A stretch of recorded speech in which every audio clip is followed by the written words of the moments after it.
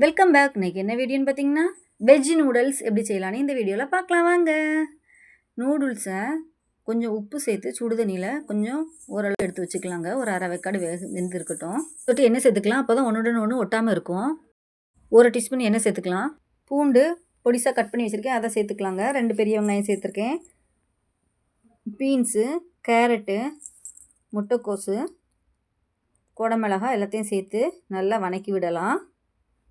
இப்போ இது வேகிறதுக்கு கொஞ்சமாக தண்ணி சேர்த்துக்கலாங்க. தண்ணி சேர்த்து மூடி போட்டுக்கலாம். காய் வேகிறதுக்கு தேவையான உப்பும் சேர்த்துக்கலாம். இப்போ பாருங்கள், காய் வெந்துருச்சு. இப்போது 1 டீஸ்பூன் மிளகாய்த்தூள், 1 டீஸ்பூன் மிளகுத்தூள் ரெண்டையும் சேர்த்து நல்லா வதக்கி விடலாம். இப்போ டொமேட்டோ சாஸும் சோயா சாஸும் கொஞ்சமாக 1 ஸ்பூன் சேர்த்து நல்லா அதை கலந்து விட்டுக்கலாங்க.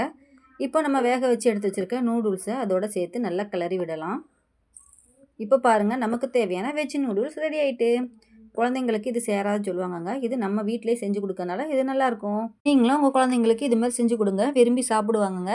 இது நம்மளே காய்கறி எல்லாம் ஆட் பண்ணி நம்மளே செய்கிறோம். இதில் ராகிலையும் இந்த நூடுல்ஸ் இருக்குது, அதை வாங்கி செஞ்சு கொடுங்க. டாட்டா, பாய் பாய்.